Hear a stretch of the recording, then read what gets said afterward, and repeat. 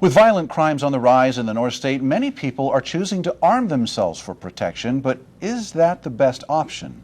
In tonight's installment of our month-long series, North State 911, Action News reporter Judy explores the pros and cons of owning a gun and what you need to consider before buying one. She joins us live now in Chico with more. Judy. Alan and Elizabeth, nationwide gun sales are up about 17% from last year. Here at Action Guns and Sporting Goods in Chico, they're up about 20%. Now, a lot of folks buy guns for hunting and for target shooting, but according to government reports, the majority of firearms sold are being used for self-protection. Loaded.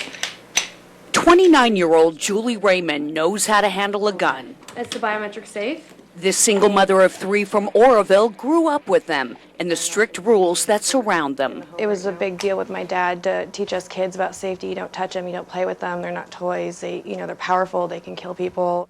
Julie has never owned her own gun. She thought she was safe just having an alarm, but a frightening situation with a man on Facebook this summer changed all that. It was inappropriate, and it escalated to where he was calling my house, and then I saw him at the store down the street. That's when she decided to pull the trigger on buying a gun. From the time that my alarm would go off and the cops getting here, a lot can happen in just a few minutes, and I would want to be able to protect my kids during that time. Julie is one of the many North State residents taking aim at personal security issues by purchasing a firearm.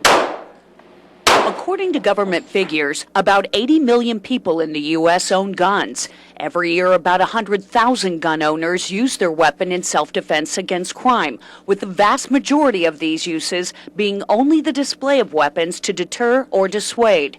In 14.2% of those cases, the defender believes someone probably would have died if a gun had not been used.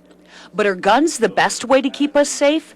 Experts say that's a loaded question. You have absolute good gun control yourself, personal gun control, and you're schooled in the operation and firing of the weapon. You've practiced, and you're basically competent with the firearm, then that might be an option for you. Is it always the best option? I can't say that.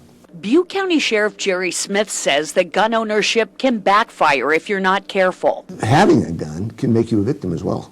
Some of Smith's top concerns: your gun can be turned against you, your weapon can be stolen, and someone else could be victimized. A child could get a hold of it, and he warns you could be criminally liable should an injury occur with your gun.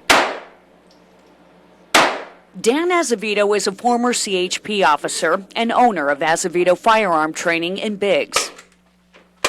For the last 30 years, he's taught gun owners the positive aspects of gun ownership. You'll be able to protect yourself much easily. It's much more tactically advantaged than using, let's say, a baseball bat or a broom handle. You don't have to be as close to this person. And the negative.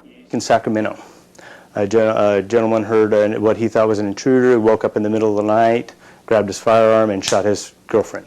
That October incident killed 34-year-old Desiree Miller. It's tragic stories like these that make Dan stress the importance of safety to his students. But shooting at a range and taking classes isn't enough to keep you safe. Gun experts say before you exercise your Second Amendment right, you better do some serious soul searching. One thing that would scare me if somebody decided to have a firearm and they knew in their heart, or they knew that they could not take another life to protect themselves or their family.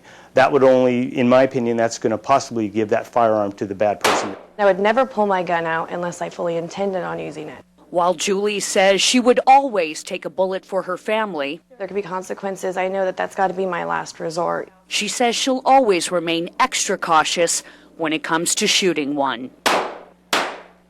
For Action. Now, if a gun is not for you, Sheriff Smith says you have plenty of other options. You can get a taser gun, you can get pepper spray, an alarm system, and his personal favorite, a loud barking dog. But he says the absolute best way to protect yourself against crime is by simply paying attention and being aware of your surroundings. Reporting live in Chico for Action News, I'm Judy. Back to you. Thanks for that, Judy.